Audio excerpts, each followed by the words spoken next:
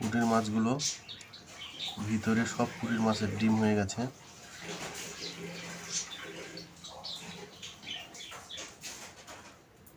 এই যে ডিম, এই যে ডিম।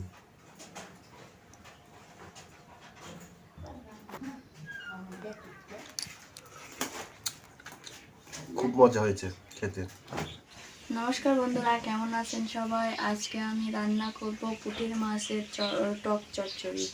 তো প্লিজ ভিডিওটা সবাই দেখতে থাকুন। আমি পুঁটির মাছের টক চচ্চড়িটা কেমন করে রান্না করি। লবণ হলুদ দিয়ে পুঁটির মাছগুলো আমি মেখে নিয়েছি।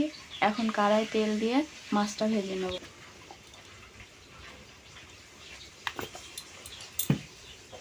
তেলটা গরম হয়ে গেছে, এখন আমি পুঁটির মাছগুলো ভেজে নেব।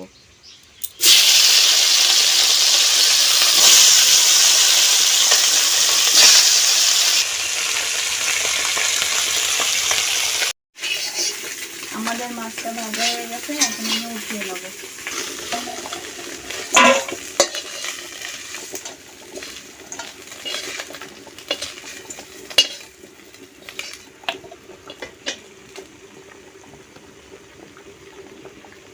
পুঁটির মাছের টক চচ্চড়ি করার জন্য আমি প্রথমে কড়াই সর্ষের তেল দিয়ে দেব।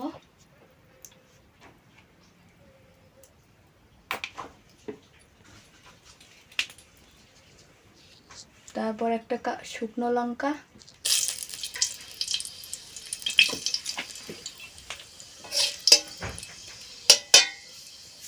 তারপর সর্ষে ফোড়ন দিয়ে দেব, তারপর শুকনো লঙ্কার গুঁড়ো দিয়ে দেব,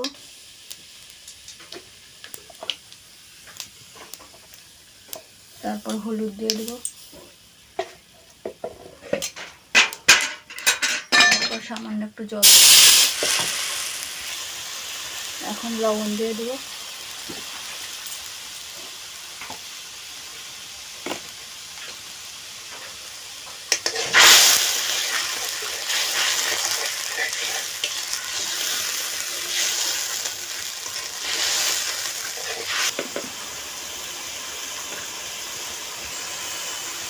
এটা ভালো করে কষিয়ে নেব। তো আমাদের কষানো হয়ে গেছে, এখন আমি ভাজা মাছটি দিয়ে দেব।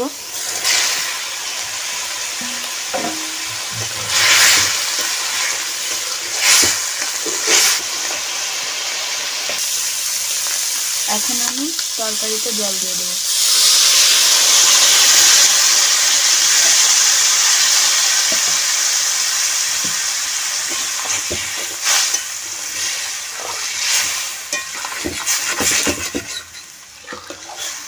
আমাদের পুঁটির মাছের চচ্চড়িটা ফুটে উঠেছে, এখন আমি লেবুটা কেটে নেব।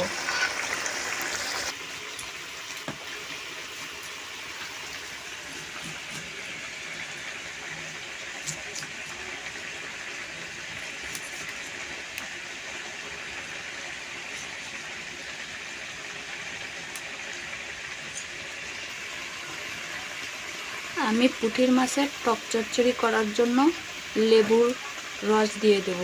তো আপনারা চাইলে অন্য কিছু টক দিয়েও রান্না করতে পারেন। আমি এখন পুঁটির মাছের চচ্চড়ির মধ্যে এই লেবুর রসটা দিয়ে দেব।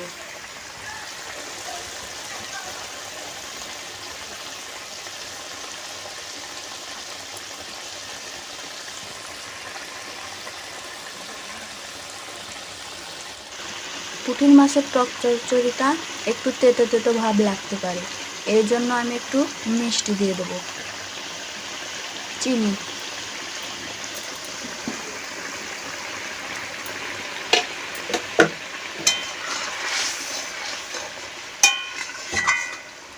এটা হয়ে গেছে, আমি এখন নামি। তো খুব সিম্পলভাবে আমি এই টক চচ্চড়িটা করলাম। তো বন্ধুরা, আপনারা চাইলে বাসায় এভাবে ট্রাই করতে পারেন এবং ট্রাই করে আমাদের কমেন্ট বক্সে জানিয়ে দেবেন যে আমাদের টক চচ্চড়িটা কেমন হয়েছে। আমি এখন নামিয়ে নিলাম।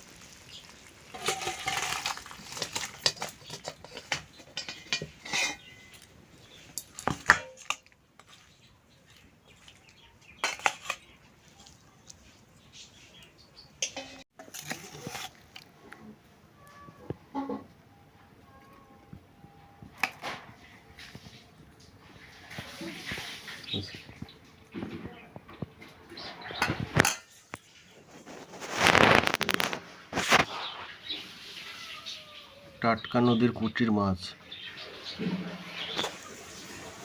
দেখুন আপনারা।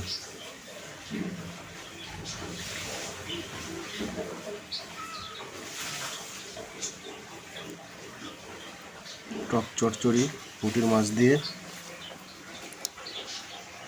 খেতে খুব, ভিতরে সব পুঁটির মাছের ডিম হয়ে গেছে।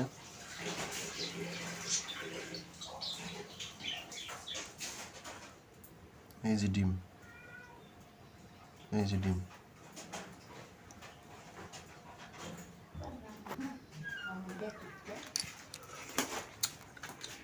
খুব মজা হয়েছে খেতে।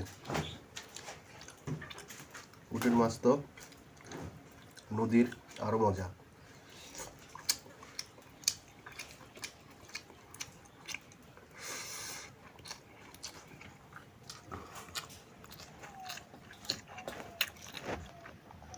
খুব মজা হয়েছে, পেট ভরে খাওয়া যাবে।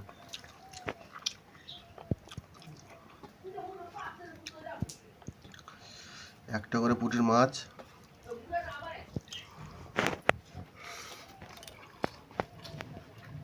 দারুণ।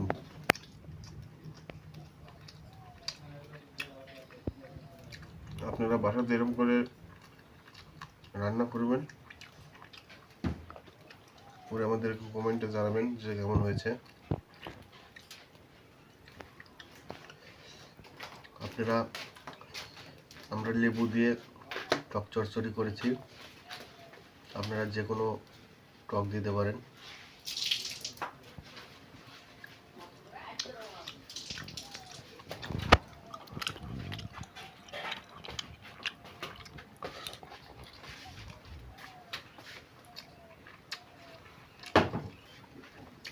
রান্নাটা ভালো লাগলে অবশ্যই চ্যানেলটি সাবস্ক্রাইব করবেন।